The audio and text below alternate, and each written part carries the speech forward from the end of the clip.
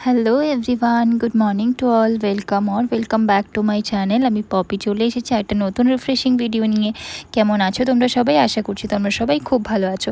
আজকে না সকালে ভেবেছি কিছু একটা স্পেশাল ব্রেকফাস্ট বানানো যাক। তো সেই জন্যই ঝটপট, যেহেতু বাইরে বেরোনোর ঝামেলা, তো সেই জন্য ঝটপট অর্ডার করে নিয়েছিলাম হচ্ছে ব্লিঙ্কিট থেকে। তো ব্লিঙ্কিট থেকে আমি নিয়েছিলাম ব্রেডস, ক্যাপসিকাম, আর তার সাথে সাথে একটা মেয়োনিজ এনেছিলাম, কিছু টমেটো এনেছিলাম। অ্যাকচুয়ালি আমার না আজকে একটু স্যান্ডউইচ বানানোর ইচ্ছা আছে, তো সেই জন্য যাই হোক টমেটো এনেছিলাম, এটা 500 গ্রাম টমেটো একটা ছিল, ক্যাপসিকাম নিয়েছিলাম, ব্রেড নিয়েছিলাম, আর মেয়োনিজটাও নিয়েছিলাম। মেয়োনিজটাও 100 গ্রাম, এটা 45 রুপিস মতো নিয়েছিল। তো থ্যাংক ইউ ব্লিঙ্কিট, আমার জিনিসগুলো এত তাড়াতাড়ি সুন্দরভাবে পৌঁছে দেওয়ার জন্য। দরকারের সময় না খুব হেল্প হয় আর কি, যেহেতু সবসময় বাইরে দোকানে বেরোনোটা পসিবল হয় না, বা অনেক সময় দোকানটা বন্ধ থাকে। তো যাই হোক, যেহেতু আমরা স্যান্ডউইচ বানাবো তাই জন্য আমি ফার্স্টে এখানে ব্রেডের এই সাইডগুলোকে না কেটে নিয়েছিলাম। এইগুলো থাকলে স্যান্ডউইচটা না খুব একটা ভালো হয় না, তো ওটাকে কেটে জাস্ট বাদ দিয়ে মাঝখানের ব্রেডটা নিয়েছিলাম। আর এবারে এটা আমি যেহেতু এগ স্যান্ডউইচ বানাবো, তো সেই জন্য আমি এখানটায় কড়াইতে দিয়েছি হচ্ছে একটু সাদা তেলটা দিয়ে হালকা গরম হলে এটাকে আমি এখানে না স্ক্র্যাম্বলড এগটা বানাবো আর কি। তো সেই জন্য আমি ডিমটা ফাটিয়ে এখানে দিয়ে দেবো। আস্তে আলতো করে জাস্ট একটু হালকা ভেজে নেবো, মানে জিনিসটা না খুব ভাজবো না, ডিমটা খুব বেশি ভাজলে না একটা রাবারই চলে আসে ভাব। তো আমি জাস্ট একটুখানি দিয়ে একটু নেড়েচেড়ে একটু হালকা নুন ছড়িয়ে জাস্ট নামিয়ে নেবো। দেখো আমার এটা কিন্তু খুব বেশি কড়া করে আমি ভাজিনি, জাস্ট এটা ভীষণ সফটনেসটা আর কি, তাহলে ঠিকঠাক ব্যালেন্স থাকে। তো এখানটায় আমার ডিমটা ভাজা হয়ে গেছে, ডিমটা ভেজে তুলে নিয়ে এবার এই কড়াইটাতেই আমি জাস্ট ব্রেডটা যেটা সুন্দরভাবে কেটে রেখেছিলাম সেটাকে আমি একটু এপিট ওপিট করে সেঁকতে দিয়ে দেবো। আর এদিকে আমি স্যান্ডউইচের যে ফিলিংটা দেবো আর কি সেটা রেডি করছি। তার জন্য কুচি করে নিয়েছিলাম একটুখানি পেঁয়াজ, এটার সাথে পেঁয়াজ অ্যাড করব, ক্যাপসিকাম অ্যাড করব, এবং তার সাথে সাথে যেই স্ক্র্যাম্বল এগটা আছে সেটা অ্যাড করব। আর যেটা ইউজুয়ালি দরকার হয় জেনারেলি আর কি, মেয়োনিজ দিলে বেশ টেস্টটা বাড়ে। আমার না এরকমভাবে এটা জাস্ট আমি কি বলবো, আমার এরকমভাবেই ভালো লাগে আর কি। তো আমি এখানটায় টমেটো অ্যাড করে দিলাম, টমেটো, পেঁয়াজ আর ক্যাপসিকাম। এবার এটার মধ্যে আমি অ্যাড করব হচ্ছে ওই স্ক্রাম্বল এগটা যেটা ভেজে রেখেছিলাম, আর এটাতে দিয়ে দেবো হচ্ছে একটু নুন, আর দিয়ে মেয়োনিজটা দিয়ে জাস্ট ভালো করে সব কিছু মিক্স আপ করে একেবারে সুন্দর করে একটু রেখে দেবো। তাহলে না জিনিসটা একটু মিশে গেলে ভালো করে খুব ভালো লাগে। আর এটাতে চাইলে তোমরা তোমাদের অ্যাকর্ডিংলি বিভিন্ন কিছু অ্যাড করতে পারো, যদি কেউ কর্ন খেতে চাও এটার মধ্যে কর্ন অ্যাড করতে পারো, ভালো লাগে বেশ। তো যাই হোক আমার কর্ন খুব একটা ভালো লাগে না, তাই আমি এটাতে দিইনি। আর হ্যাঁ, তোমরা কিন্তু স্যান্ডউইচেতে চিজও ইউজ করতে পারো। আমি আজকে যদিও চিজ ইউজ করিনি, বাট চিজ ইউজ করলে কিন্তু জিনিসটা বেশ চিজি হয় আর খেতে বেশ খুব সুন্দর লাগে। আর হ্যাঁ, এটাতে হালকা একটু আমি ব্ল্যাক পেপারও একটুখানি দিয়ে দিয়েছিলাম, যাতে করে জিনিসটা একটু ঝাল ঝাল ভাবটাও ব্যালেন্স হয়।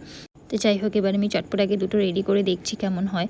এখানটা আমি ওই যে ফিলিংটা আছে সেটাকে ওই সেঁকে নেওয়া পাউরুটিটার উপর দিয়ে দিয়েছিলাম। একটা সাইডে না এই ফিলিংটা দেবো, আর একটা সাইডে দিয়ে দেবো হচ্ছে টমেটো কেচাপ দিয়ে সুন্দরভাবে ওটাকে স্প্রেড করে তারপর বেশ চাপা দিয়ে একটুখানি হালকা সেঁকে নেবো আর কি। এটা স্যান্ডউইচ বা গ্রিল করা জিনিস থাকলে আরও বেশি ভালো লাগে, বাট আমি ওই কড়াইতেই সেঁকে নেবো জাস্ট। তো এখানটা আমি ভালো করেই কেচাপটাকে স্প্রেড করে নিচ্ছি। দেখো আমি না এটা ঘরোয়াভাবেই বানাই, জাস্ট আমার তো বেশ ভালোই লাগে খেতে। তবে হ্যাঁ, একদিন ইচ্ছা আছে যেরকমভাবে নর্মালি রেস্টুরেন্টে বানায় না ওইভাবে একদিন বানাবো, দেখা যাক কবে কী করতে পারি।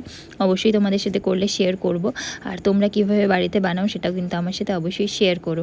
আর হ্যাঁ, তোমরা যদি এইভাবে বানাতে চাও অবশ্যই বানিয়ে খেতে পারো, এটা কিন্তু খেতে জাস্ট অসাধারণ হয়, তোমরা কখনো ট্রাই করে দেখলে বুঝতে পারবে। তো এখানটা দেখো আমার কেচাপটা স্প্রেড করা হয়ে গেছে, এবারে আমি এটাতে দিয়ে দিচ্ছি হচ্ছে ওই ওপর থেকে পাউরুটির স্লাইসটা। এবার এটাকে কিচ্ছু না, জাস্ট একটু হালকা বাটার দিয়ে সেঁকে নিতে হবে, ব্যাস পারফেক্টলি আমাদের স্যান্ডউইচ কিন্তু রেডি হয়ে যাবে। তোমাদের আমি সেঁকে দেখাচ্ছি। এটাকে জাস্ট একটুখানি তোমরা বাটারটা গরম করবে, বাটারটা গরম করে পাউরুটিটা জাস্ট 2 মিনিট একটু চাপা দিয়ে তোমরা চাইলে রাখতে পারো, বা এমনিতেও জাস্ট দুপাশটা একটু হালকা শ্যালো ফ্রাই করে নিতে পারো, জাস্ট অসাধারণ টেস্ট আসে। তবে হ্যাঁ, এটা কিন্তু পুরো ব্যাপারটাই না করতে হবে একদম লো ফ্লেমে, কারণ নইলে না ওই পাউরুটিটা একটা সাইডটা জ্বলে যাওয়ার সম্ভাবনা থাকে, আর যেহেতু বাটার ঝটপট গলে যায়, তো সেই জন্যে একদম লো ফ্লেমে করে এপিট ওপিট করে জাস্ট সেঁকে নিতে হবে 2 মিনিট, ব্যাস 2 মিনিটে পুরোপুরি প্রপারলি এটা রেডি হয়ে যাবে। তো এটা আমি বাটারটা একটু সামান্য গলে এটার উপর দিয়ে দিলাম, এই স্যান্ডউইচটা দিয়ে আমি একটু চাপা দিয়ে দিলাম। এবারে জাস্ট এপিট ওপিট করে দুপাশ করে সেঁকে নেবো। দেখো একটু হালকা ব্রাউন ব্রাউন করে করে না সেঁকে নেবো। এখানটায় কালারটা ঠিকঠাক আসছে না, তো যাই হোক দেখো আমি সুন্দরভাবে এটা সেঁকে নিচ্ছি। এবারে এই দুটো আমি জাস্ট তুলে রাখবো, তুলে রেখে আমি বাদবাকি স্যান্ডউইচটাও কিন্তু ঝটপট করে প্রিপেয়ার করবো। আমি এখন ফার্স্টে এই দুটো জাস্ট আমি বানিয়ে নিয়েছিলাম, দেখো এই পিটপুট করে আমি শিখে নিলাম। জিনিসটা দেখতে কিন্তু বেশ সুন্দর লাগে, আর বাইরেটা একটু ক্রাঞ্চি ক্রাঞ্চি হলে না খেতেও জিনিসটা কিন্তু খুব ভালো লাগে। তো এভাবেই আমি ঝটপট করে এই দুটোকে জাস্ট করে আমি তুলে নেব। তুলে নিয়ে তারপর আমি নেক্সট যেই স্যান্ডউইচগুলো বানাবো আর কি, সেইগুলো আমি ঝটপট প্রিপেয়ার করব। এখানে আমি ফার্স্ট স্যান্ডউইচ দুটো আমার অলমোস্ট ডান হয়ে গেছে।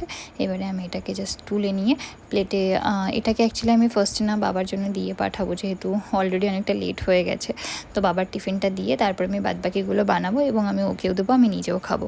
তো এখানটায় আমি বাবার খাবারটা দিয়ে তারপর আমি চলে এলাম আমাদের জন্য বাদবাকিগুলো বানানোর জন্য। দেখো এখানে আমি অলরেডি পাউরুটিগুলো কেটে সমস্ত রেডি করে নিচ্ছি।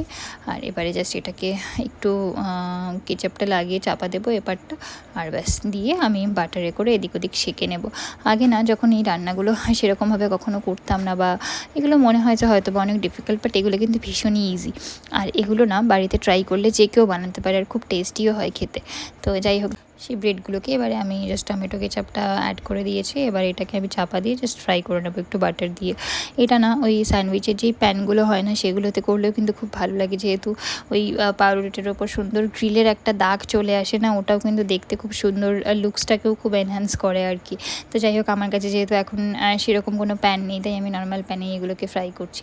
আর দেখো ভেতরের ফিলিংটাও কিন্তু দেখতে জাস্ট অসাধারণ লাগছে, কতটা ইয়াম্মি লাগছে দেখতে। আর যেহেতু আমি টমেটো ক্যাপসিকাম এগুলো অ্যাড করেছি না, তো জিনিসটা আরও কালারফুল হয়েছে। এখানে কর্নেট করলে এটা একটা ভালো, যে কালারটা আরও সুন্দর লাগে যখন স্যান্ডউইচটা বানানো হয়ে যাবে। ওটা যদি মাঝখান থেকে কাটা হয় না, জাস্ট অসম্ভব সুন্দর লাগে। এখানে দেখো আমি একে একে 4টে স্যান্ডউইচই ভেজে তুলে নিয়েছি। এবারে আমি একটু প্লেটিং করছি ওর জন্য। এই জিনিসগুলো করতে আমার খুব ভালো লাগে, আমি একটুখানি নিজের মতন করে ক্রিয়েটিভিটি করার চেষ্টা করে, জানি না কেমন হয়। তো যাই হোক, এখানটায় আমি এবারে স্যান্ডউইচগুলোকে সুন্দর করে একটার পর একটা সাজিয়ে রেখে দেবো। আর হ্যাঁ, লাস্টে আমি তোমাদের একটা করে স্যান্ডউইচ কেটে আমি এদিকে চটপট করে রেডি করে রাখলাম। আর ও গেছে হচ্ছে বাবাকে খাবারটা দিতে। খাবারটা দিয়ে এলে ওকেও জাস্ট ঝটপট এটা দিয়ে দেবো, যেহেতু এটা ঠান্ডা হয়ে গেলে খুব একটা ভালো লাগবে না খেতে। তো তোমরা ওইভাবে বাড়িতে অবশ্যই ট্রাই করতে পারো, আর ট্রাই করে আমাকে কমেন্ট করে অবশ্যই জানিও কেমন লাগলো। আর হ্যাঁ, তোমাদের যদি কোনো রেসিপি জানা থাকে সেটাও কিন্তু আমাদের সাথে অবশ্যই শেয়ার করতে পারো। আর অবশ্যই তোমরা আমাকে প্লিজ সাপোর্ট করতে থেকো। ভিডিওটা ভালো লাগলে লাইক শেয়ার কমেন্ট করে দিও। আর হ্যাঁ, তোমাদের ফ্রেন্ডস অ্যান্ড ফ্যামিলির সাথে অবশ্যই শেয়ার করে দিও। আর যদি তোমাদের নতুন কোনো রেসিপি জানা থাকে সেটা অবশ্যই আমার সাথে শেয়ার করতে পারো, আমি ডেফিনেটলি ট্রাই করবো। Thank you so much for watching. দেখা হচ্ছে আবার কোনো একটা নতুন ভিডিও নিয়ে, দেখা যাক আবার নতুন করে কি বানাতে পারি। আর টিল দিন ভালো থেকো, সুস্থ থেকো, আর সবাইকে ভালো রেখো। আর হ্যাঁ, সাবস্ক্রাইব করতে কিন্তু প্লিজ ভুলো না। Thank you so much for watching. দেখা হবে আবার নতুন কোনো একটা ভিডিও নিয়ে, তখন অনেক অনেক গল্প করব। ভালো থেকো, বাই।